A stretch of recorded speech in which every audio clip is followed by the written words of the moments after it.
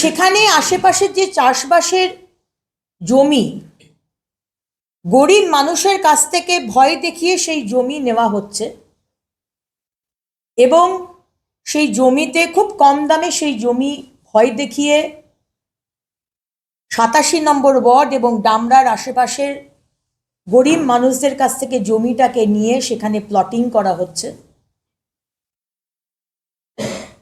এবং আশেপাশে যে বাড়ি সেখানে এএমসির কাছে কমপ্লেন করা হবে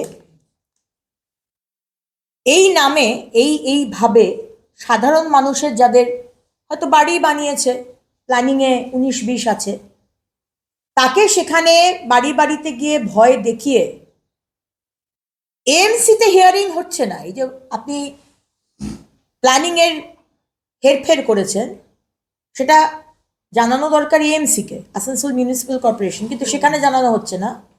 পার্টি অফিসে ডেকে একটা মীমাংসা করে নেওয়া হচ্ছে টাকা দিয়ে। ঠিক আছে, আমি দেখে নিচ্ছি বিষয়টা, আপনি 40 লাখ টাকা দিন, আমরা বিষয়টা দেখে নেবো, আপনাকে আর কেউ ডিস্টার্ব করবে না।